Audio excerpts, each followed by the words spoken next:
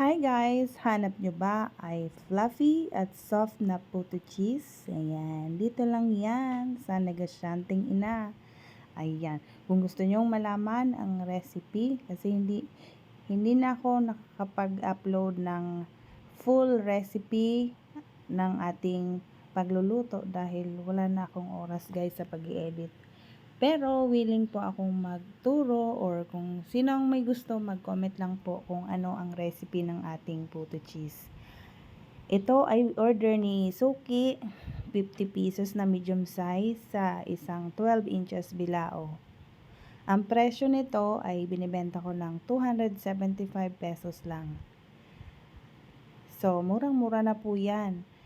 At hindi tinipid yung ating mga sangkap dyan. Meron niyang gatas, itlog, margarine, ano pa ba?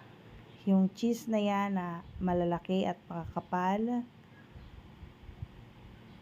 Yan. Sa pagluluto ko ng puto ay talagang magkakasama ang itlog, margarine at gatas. Hindi pwedeng wala yan sa aking puto. Kahit sa puto pao guys, merong kumpleto yan. May itlog, may margarine at gatas. Sa sugar naman ay 40% lang ang sugar sa isang recipe natin. So halimbawa, 1 kilo, 400 grams ang nilalagay ko na sugar.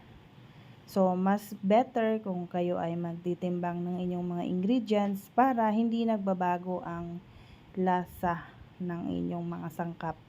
At sa mga sangkap kagaya ng margarine, itlog at gatas ay meron na talaga tayong exact measurement niyan. Hindi na po ako nagpabago-bago dyan sa sangkap. Yan. Sa kalahating kilo, makakagawa ka ng 60 pieces na puto cheese. So ito, ang nagawa ko 52.